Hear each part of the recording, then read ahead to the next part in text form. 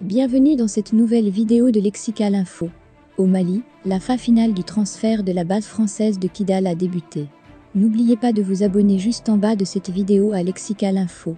L'armée française a débuté, mardi matin, la phase finale du transfert de la base de Kidal, dans le nord du Mali, vers la force des Nations Unies et de l'armée malienne, a indiqué l'état-major français, alors que Paris a entrepris en juin de réorganiser son dispositif militaire au Sahel.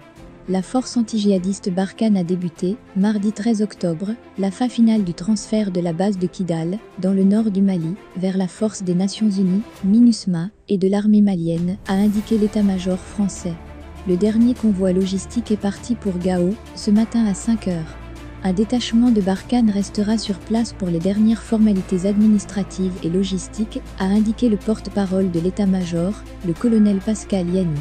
Paris a entrepris, en juin, de réorganiser son dispositif militaire au Sahel, en quittant notamment les bases les plus au nord du Mali, Kidal, Tombouctou et Tessali, et en prévoyant de réduire ses effectifs dans la région d'ici à 2023 à 2500-3000 hommes, contre plus de 5000 aujourd'hui.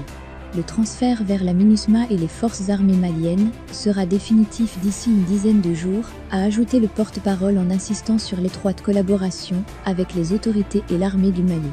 Les relations entre Paris et Bamako se sont envenimées le 25 septembre, lorsque le Premier ministre de transition malien, Choguel Kokala Maïga, a accusé la France, engagée militairement au Mali depuis 2013, de fermer les guillemets abandon en plein vol.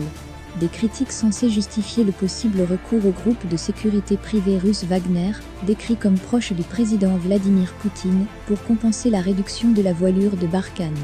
Le détachement de Barkhane qui demeure à Kidal, dont les effectifs n'ont pas été révélés pour des raisons de sécurité, sera amené à faire de la réassurance auprès des partenaires de la France, a précisé le porte-parole en insistant sur un processus contrôlé, maîtrisé, sécurisé. Il n'est pas question de laisser dire qu'on abandonne le Mali, a-t-il insisté. La MINUSMA compte à Kidal 1300 soldats, des Guinéens et des Tchadiens. Les forces maliennes en rassemblent pour leur part 400, a précisé cette même source. Merci pour votre aimable attention et n'oubliez pas d'activer la cloche de notification pour recevoir les prochaines informations.